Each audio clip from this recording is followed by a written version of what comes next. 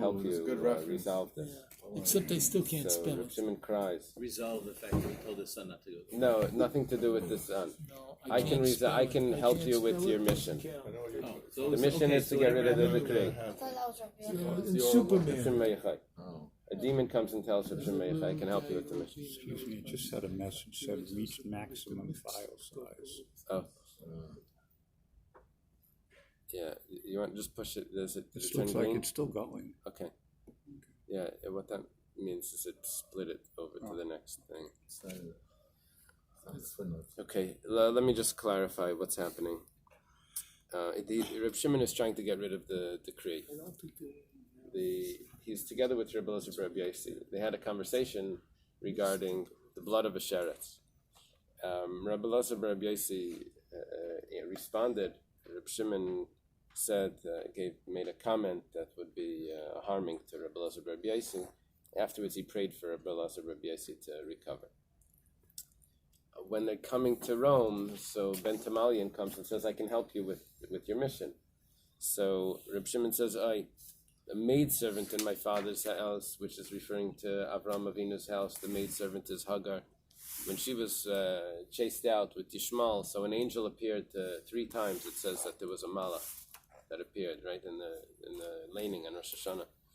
So the angel appeared. So what do you have, a picture of Ben Tamalian? It's a mixed pork. Right. The little demon in Superman. Okay. I couldn't spell it, so Now you got it. Oh, Benjamin. you had to grow up with him. Now you got it. So, Kimata Hassan, when they reached there, what happened was, we're missing some of the story here, but the commentaries add in, that Ben Tamalian went into the daughter of the Caesar and possessed the daughter, and the voice that was coming out of the daughter was saying that I need Reb Shimon to heal me. So Reb Shimon, it's like a giveaway, yeah? So Reb Shimon comes up. Oh, I'm here. So he said, you need Reb Shimon, okay. So he comes and he says, say Ben Tamalian, say. He says, go out Ben Tamalian, go out. So given the Karle Nafak Azal. Given the Karle Nafak. When he said it went out. Now apparently there was another part of this, that when he went out, all the glass in the house broke. Whoa. Oh, that's cool. Shattered. Super cool. So I guess it goes now. Azal, So you should make a movie. Amr Lahain. Just thinking that one. Yeah. Movie rights. Yeah. This is a good one. The Caesar says, Sheila Koman de Is Lachain Lemishal. Ask whatever you want to ask. By Lino Leginze, they went into the treasury. Lishkal called the boy to take whatever they wanted. Ashkachu Igra, they found that document. Shaklu Vakaru, they tore it up. They took it and they tore it. This is what Rabbi Rabbi says. Aniri Sia Bi'araimi. I saw it in Rome. Havala Kamati Pidamim, and there was blood on it, referring to the Pareiches. There's a machlekes regarding the Pareiches. If the blood, what was sprinkled on it, would actually reach the Pareiches, or if it was just towards the Pareiches. Rabbi says, when he was in the treasure, I saw the Pareiches there, and the Bais Mikdash, and I saw that there was blood on it. Wow. The Gemara Sukkah adds, Rabbi Yossi says, I saw the tzitz. Yes, is he the one that claims He's the one he that says he saw the tzitz. I think Reuven ben Stabli was the one in Masechtas Tainus also. That they said that he would go to find out what the decrees were. He would sit over there. Anyway, okay.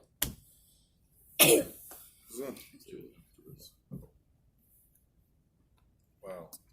He said What was that last part about the tzitz? the tzitz, it says usually it says that it was 2 lines.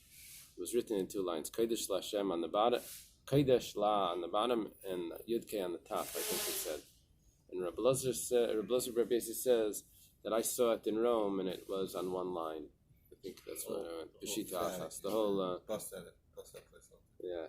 It wasn't actually the Vatican, because Rome only became Christian, and Constantine is just 300 something. So Yeah, we don't but know. later We on, don't know if they That's still who, have it. that's who got it later That's the on. point. We don't Right. know. But Right. the Chachamim were against him, even though he said he saw it. Right? Right. But we don't know if it's there. The Chacham argued, even though So how do you know what the right one? I don't know. I heard that several decades ago, some Yid was there and saw It was this, one of the tzitz. Israeli presidents, I think. So they saw the tzitz, and because there's different versions, whether which line is on top and which one's on the bottom, and are they one line? That's So what he said he saw the tzitz. This person, I don't know who it was, and he said it was on a hinge, so it was able to go this way and it was able to go that way. That's funny. Huh. So it's made out like of two pieces, you mean? That kind of Yeah, I hinge guess, together. yeah. Inside job. Mechanism. That's such a Gomorrah answer. Figure out a way that both are correct. It can't be. That's it. I'm going to find out who was in there. Find out where it is, Dr. Stan. Use your computer. It's in the vault. Okay. It's highly unlikely. That it's in Google? You never No, know. not in Google. In Google, it's probably there. It doesn't mean it's true, but it's highly unlikely that it's. Rome was, Looted so many times. the Vandals and the things and the Vikings and why there should be that gold from back then was still in something. They came in and they. Okay, Visigoths. The Mishnah says Hapigol. It was, I knew it was Israeli President Moshe Katsav asked Vatican to reveal a list of temple treasures in Judaica held by the. What was this? He's in jail. Hannah made a copy. Yeah? Yeah. Why? For other Roy reasons. Fortin went to the basement. If I find a picture. An elevator 15 floors down. In the Vatican. Saw a few rooms only, but it says hundreds of rooms. So a lot of Judaic. Right. This is No, our I'm first sure thing. they've got a lot of stuff, but I don't know if they would have from prior to when they had that sort of power. They had that power only after the Constantine made it official. I don't know. Before that, the Christians were persecuted. Lion food.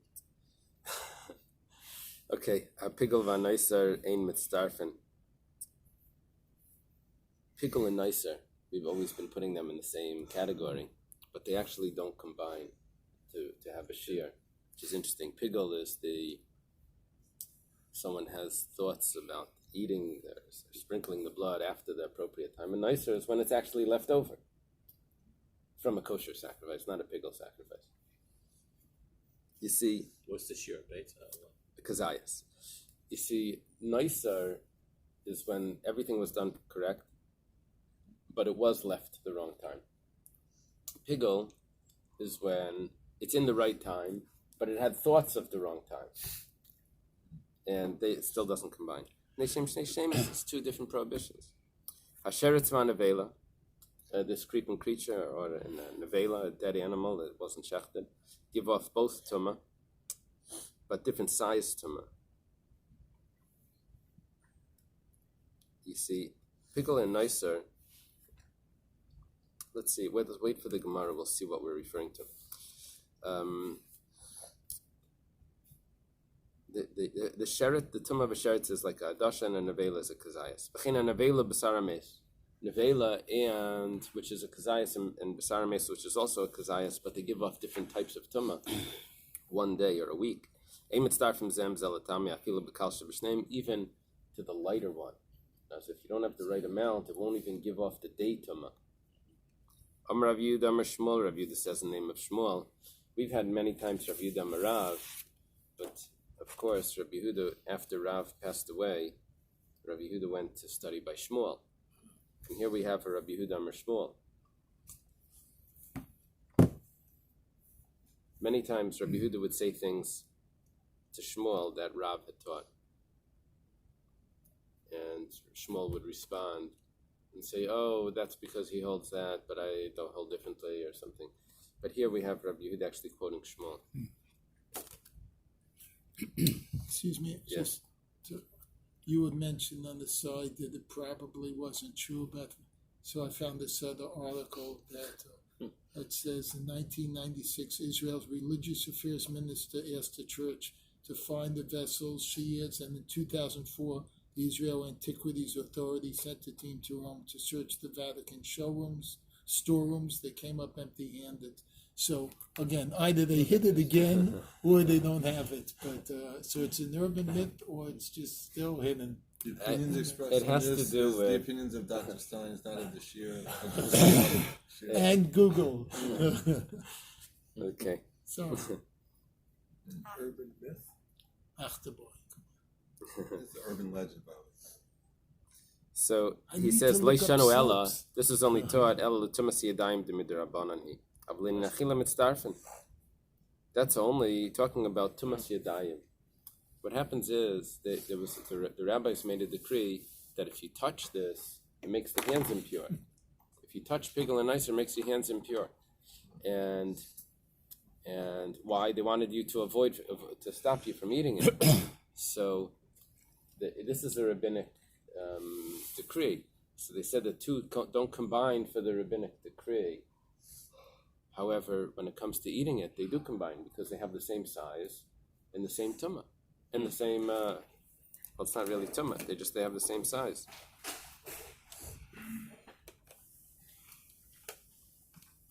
Which means like this, that if you have less than a kazayas of pigol, the nicer will complete it to a kazayas. The Tanya was taught in a brisa, and the same the opposite. Rabbi Lazar Yoichal ki koidashu. Rabbi Eliezer here. Rabbi Eliezer says, don't eat it. He quotes the pasuk. It shall not be eaten ki koidashu, because it is holy. He says, kol shebekoidash pasal ba kasal eaten leisasei alachilasei.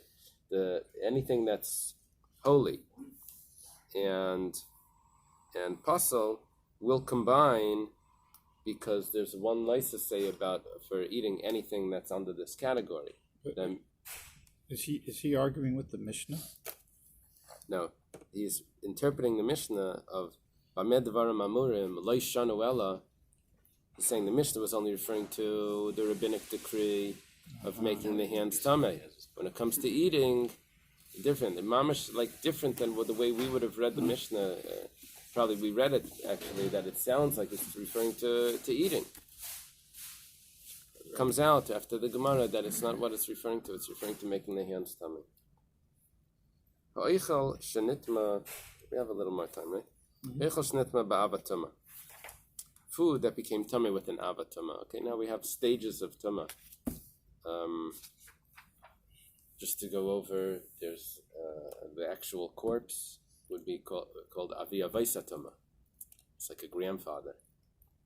Someone that touches the corpse would be an Avatama. In that same category would also be a sheretz. The sheretz itself, the dead creature, is called Avatama. Anything that touches either the sheretz, Why not? What's Aviyavos? the corpse, it's Avi Avais. The That's not, a sheretz would be an Avatama. Of course, it would be Avi Avais. Someone that came in contact with a corpse is on the same level Avatama as the sheretz, which is an Avatama. Now he's tummy for 7 days. The sheretz, well, is tummy for its life, for as long as it exists. But next, someone that touches either the Av or the sheretz is called the Rishon Latama. So ha'eichel shenitma ba'avatama, food that's a Rishon Latama. V'shenitma bevladatama, or something that's tame, and something that's tame from a vladatama. A vlad, we said, this is an av, something that touched the rishon, which is a sheni. Shenitma bivlad. It's tame from a vlad. That means it's now a sheni. So, but those two, mitzdarfen zelazel, tame bekal shabishneim, will join together in size. You need a certain size to transmit tumah. They'll join together to give off the tumah to the lesser tumah, to the sheni, not to the rishon. As the rishon can combine at least to the sheni to make it a sheni. Okay. All the foods will join together to make a body impure. If a person eats impure food, he's not supposed to eat truma afterwards, even though the food didn't make him tameh, because food usually doesn't make a person tameh. But if he does ingest food that's tameh, so if he eats a chatzi pras, usually we talk about achilas pras. Chilas pras is either 3 eggs or 4 eggs of bread, which was 6 minutes, 9 minutes. Machlekes Rashi and the Rambam. Chatzi pras is either 2 or 1.5, 3 or 4, right? So kazayas is only in the touching. Eating has to be a process. No, kazayas is usually eating. So okay, so Food would give off tumah from the size of a kabeya. Any lav, any negative prohibition. So where's this pros come in? That's what I'm not getting. It's just a meal, the size of a meal or half a meal. It's the amount of food that a person ingests that makes him not eligible to eat truma. It's not a real tumah. So, kibemazin shtei sudas le'eruv. To set up an eruv tchumen, or you want to travel outside the city, you need food for 2 meals. So all food combines for that, for an eruv tchumen. Kibeitza latami tumah seichel, the size of an egg to impart tumah from food. All food will combine for that. Kegreigers leitza Shabbos, to the size of a fig, for carrying on Shabbos. On Shabbos, if you carry something that's too small, it's not considered like you carried something. Kaiseves b'yom kippurim, the size of the large date for Yom Kippur. That's the size that you can't eat on Yom Kippur.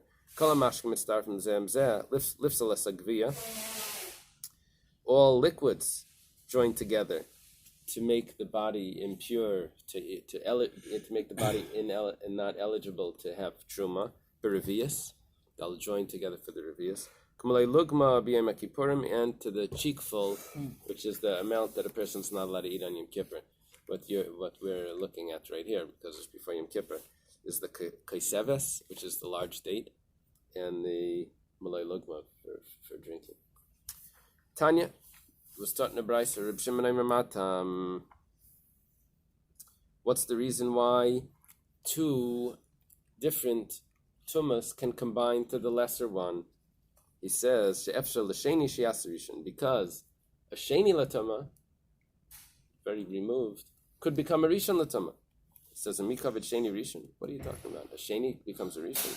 Allah yafsha, that doesn't work like that. A sheni doesn't become a rishon. If it touches an avatam, it's going to be a rishon, but that's Amarava hachikamar.